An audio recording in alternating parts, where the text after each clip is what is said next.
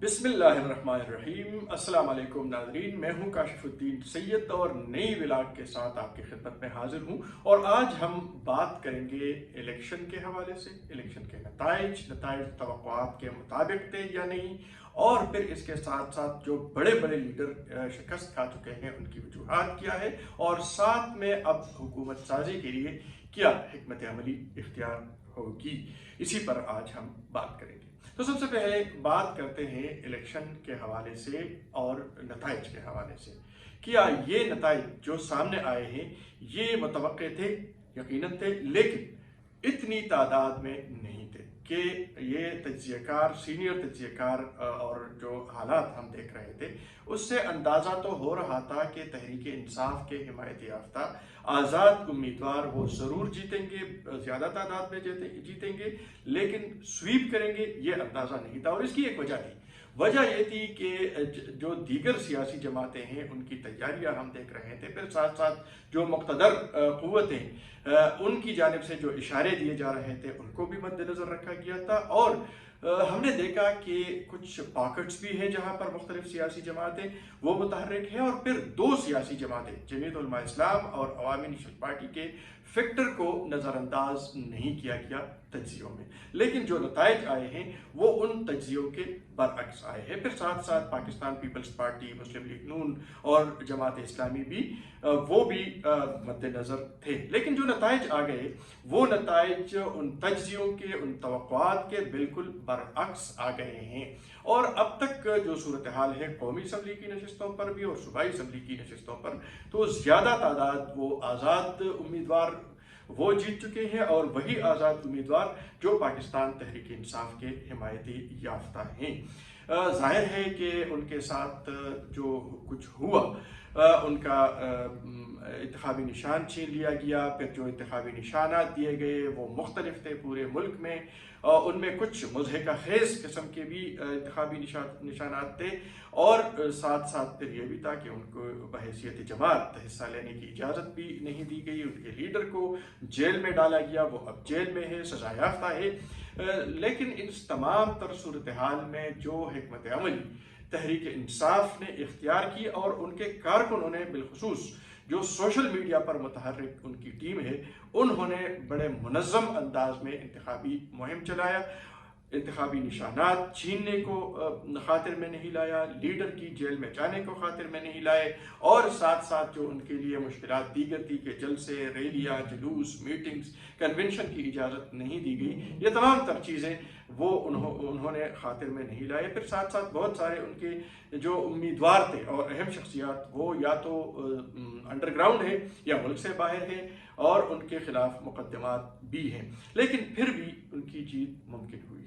तो वजह क्या थी? तो वजह तो हमने बता दिया कि उनके जो कारकुन थे वो यकसू थे, और इमरान खान के नाम, उनकी शख्सियत, उनके विजन, उनके बयानिए से उनकी जो कमिटमेंट थी वो इंतहाई जज्बाती अंदाज में थी, और वो उस हवाले से अपना काम कर रहे थे। दीगर सियासी जमातें, एक तो ये एक हमें नज़र आया कि वो मुख्तदर क़ुव्वतों की जानिब देख रहे थे, और उन्हें यह तवक्को थी कि वही सब कुछ करेंगे और इन्होंने सिर्फ कागजात जमा करने हैं और इलेक्शन कैंपेन ये नहीं होगा। और फिर हमने ये भी देखा कि खैबर पख्तूनख्वा में मियां नवाज शरीफ साहब ने सिर्फ 2 जलसे किए, मानसहरा और स्वात में। इसी तरह जो दीगर कायदीन है वो भी बाहर नहीं निकले, बल्कि यहाँ तक कि जो सियासी जमातों की सूबाई क़यादत है उन्होंने भी कैंपेन उस अंदाज में नहीं चलाई और अपने कारकुनों को मोटिवेट नहीं किया, उनको मुतहर्रिक नहीं किया, उनको सरगर्म नहीं किया। माजी में हमने देखा है कि जब जलसे होते हैं, जुलूस होते हैं, बड़े बड़े इज्तिमात होते हैं और सियासी जमातों के कायदीन आ जाते हैं, तो उनके कारकुनों में एक जोश और वलवला पैदा हो जाता है, और वो इस दफ़ा सियासी जमातों ने नहीं किया। अवामी नेशनल पार्टी ने भी नहीं किया, जमीयत उलमा इस्लाम ने भी नहीं किया। मौलाना फजलुर रहमान ने लक्की मरवत में, करक में, डेरा इस्माइल खान में, बनू में जलसे किए, फिर सुबह सिंध के दौरे पर गए, पंजाब के कुछ इलाकों में गए, लेकिन उन्होंने ना बलूचिस्तान में और ना खैबर पख्तूनख्वा के दीगर इलाकों में यहाँ पर जलसे किए। और शायद यही वजह है कि उनके कारकुन उस अंदाज में मुतहर्रिक नहीं हुए जिस अंदाज में होना चाहिए था। ये एक फैक्टर है कि उन्हें थ्रेट्स थे और उनको बताया गया था कि वो बाहर ना निकले। फिर साथ साथ जब अवामी नेशनल पार्टी की क़यादत को हम देख रहे हैं तो उनके भी उस अंदाज में जलसे नहीं हुए। ज़ाहिर है कि अवामी नेशनल पार्टी के जो मरकज़ी सदर है असफंदियार वली ख़ान, वो बीमार है, वो बाहर नहीं निकल सकते। अमीर हैदर हूती ने कुछ कोशिश की और फिर इसके साथ साथ इमरान खान ने भी कुछ कोशिश की, लेकिन उनके कारकुन उस अंदाज में मुतहर्रिक नहीं हुए। अलबत्ता बिलावल भुट्टो ज़रदारी ने ज़रूर दौरे किए, लेकिन हमें यह भी नज़र आया कि शायद लोगों ने और आम लोगों ने, चूंकि उनकी उम्र अभी कम है तो उन्हें शायद संजीदा नहीं लिया गया और जो उनके जलसे थे उनमें आवाम की शिरकत उस अंदाज में नहीं थी जो माजी में पीपल्स पार्टी का खासा रहा है। तो एक तो ये फैक्टर है।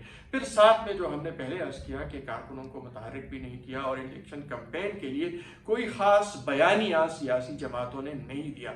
इमरान खान का जो बयानिया है, तहरीक इंसाफ का जो बयानिया है, और वो वक्तन फ़ौक्तन नए अंदाज में देते रहे, उनके काउंटर करने के लिए एक काउंटर नैरेटिव नहीं दिया गया, एक मुतबादिल बयानिया नहीं दिया किसी भी सियासी जमात की जानिब से, और यही वजह थी कि उनके कारकुन वो उस अंदाज में मुतहर्रिक नहीं थे। और साथ साथ इलेक्टेबल्स की जो सियासत थी उसने भी कारकुनों को मायूस किया है, और इस हवाले से हम एक अलग विलाद भी करेंगे कि इसकी वजूहात क्या थी और कहाँ कहाँ पर कारकुन मायूस हुए, लेकिन उम्मीदवार जो है वो मुसल्लत कर दिए गए।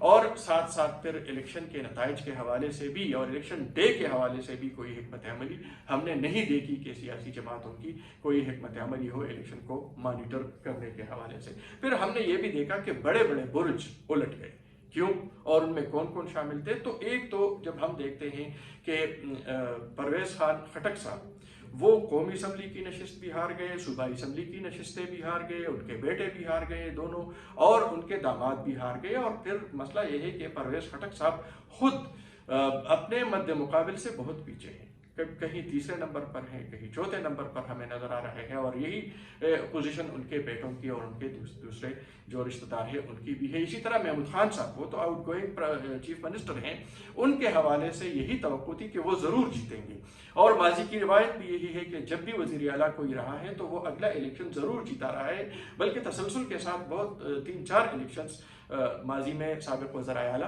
वो जीत चुके हैं। लेकिन इस मरतबा महमूद खान साहब वो इलेक्शन नहीं जीत सके, और शायद यही वजह थी कि तहरीक इंसाफ के कारकुन जो इमरान खान के नाम के साथ उनकी एक वाबस्तगी है, उन्होंने भरपूर अंदाज में अपना मुहिम चलाया और महमूद खान और परवेज़ खान खटक को उन्होंने नाकाम कर दिया और नाकाम बना दिया, और उनके खिलाफ उनका जज्बा और भी ज़्यादा सख्त था। तो एमल वली खान साहब के हवाले से तवक्को थी कि वो जीत जाएंगे, आफ्ताब अहमद खान शिरपौ साहब उनके हवाले से, और एक तासुर एक और बना हुआ था, वो ये था कि इस मरतबा मुक़्तदर क़ुव्वतों की कोशिश या ख्वाहिश होगी कि जो सीनियर लीडरशिप है उनको पार्लियामेंट तक पहुँचाया जाए, लेकिन ये तवक्को भी पूरी नहीं हुई। एमल वली खान साहब भी हार गए, आफ्ताब अहमद खान शिरपौ साहब भी हार गए, सिराजुल हक साहब भी हार गए, और मौलाना फजलुर रहमान साहब भी डेर इस्माइल खान में अपनी नशिस्त हार गए। अलबत्ता वो पशीन से बलूचिस्तान से इलेक्शन जीत कर वो कौमी असम्बली में पहुंच चुके हैं। इसी तरह और भी कई अहम शख्सियात जिनके हवाले से तवक्को थी और उनको इलेक्टेबल्स तस्वुर किया जा रहा था, लेकिन वो इलेक्शन नहीं जीत सके। तो ये एक इस इलेक्शन के इसका एक ऐसा रुख सामने आया है जो यकीनन हैरान कुन है, और लोगों ने न सिर्फ निकले हैं बल्कि अपना वोट भी भरपूर अंदाज में इस्तेमाल किया है। और फिर हमने ये भी देखा कि जो जीतने वाले उम्मीदवार हैं उनकी अपने हारने वालों के साथ डिफरेंस बहुत ज़्यादा है, बड़े मार्जिन से वो जीत गए हैं। सोशल मीडिया का जिस तरह के हमने कहा कि पीटीआई ने मौसर अंदाज में उसका इस्तेमाल किया। अब यह है कि हुकूमत साजी के लिए क्या होगा। तो जाहिर है कि जितनी तादाद में आज़ाद अरकान आए हैं, तो अब नताइज आने के बाद जो 72 घंटों में या 3-4 दिन में आज़ाद अरकान अपने मुस्तकबिल के तयन का फैसला करेंगे, तो उसके बाद ही पता चलेगा। क्योंकि अब तक जो सियासी जमातें हैं, मुस्लिम लीग नून, अवामी नेशनल पार्टी, जमीयत उलमा इस्लाम, पाकिस्तान पीपल्स पार्टी, उनकी नशिस्तें बहुत कम है और वो वाज़ेह नहीं है। खैबर पख्तूनख्वा के हवाले से खुसूसन मैं बात जब करता हूँ तो आज़ाद अरकान की तादाद बहुत ज़्यादा है। अगर वो किसी सियासी जमात में शामिल हो जाता है तो एक तो जो रिज़र्व सीट हैं, मखसूस नशिस्तें हैं अक़लियतों और ख़वातीन की, उन पर असर पड़ेगा और वो नताइज भी सामने आ जाएंगे। और फिर साथ साथ जो है जो उनकी स्ट्रेंथ भी सामने आ जाएगी और फिर यह भी पता चलेगा। लेकिन तवक्को यही है कि जो आज़ाद अरकान है तहरीक इंसाफ के साथ जिनकी वाबस्तगी है वही हुकूमत साजी में न सिर्फ ये कि मौसर किरदार अदा करेंगे बल्कि वो लीड भी करेंगे। फिर साथ साथ इसी इलेक्शन में हमने कुछ सियासी शख्सियात का जज्बा भी देखा जो मुस्बत रहा है माजी के निस्बत। हैदर खान होती ने शिकस्त खाई कौमी और सूबाई नशस्त पर और इसके साथ साथ पूरे ज़िले में बल्कि पूरे सूबे में, और वो इस वक्त न सिर्फ ये कि पार्टी के सीनियर नायब सदर हैं बल्कि कायम मुकाम सदर भी है और उन्होंने मुस्ताफ़ी होने का ऐलान किया है शिकस्त की जिम्मेदारी तस्लीम करते हुए। फिर उसके बाद मौलाना अमानुल्लाह हक्कानी जो PK80 से उम्मीदवार थे और उसी नशिस्त से जब रात के नताइज के बरकत सुबह जो नतीजा सामने आया तो उन्होंने बाकायदा सोशल मीडिया पर पोस्ट किया और उसमें कहा है कि आज़ाद उम्मीदवार तहरीक इंसाफ के हिमायत याफ्ता हामिदुल हक हक्कानी फार्म 45 के मुताबिक वही लीड कर रहे हैं और जो नतीजा आया है ये गलत है। तो ये उनकी जानिब से अपने मद्दे मुकाबिल के लिए एक नेक जज्बे का इजहार है। और साथ में समर हारून बिलोर उन्होंने अपने जो मद्दे मुकाबिल उम्मीदवार जो जीत गए हैं मीना खान अफरीदी उनके पास बाकायदा मुबारकबाद के लिए वो गई है और उनको फूलों का गुलदस्ता भी पेश कर दिया है। तो हुकूमत साजी के हवाले से हम आइंदा आपको अपडेट्स देते रहेंगे, लेकिन ये जो एक जज्बा सामने आया है हमें तवक्को है कि ये जज्बा आगे भी बढ़ेगा और मफाहमत की जो फ़ज़ा कायम करने की कोशिश की जा रही है या जो ख्वाहिश है वो यकीनन पूरे होंगे।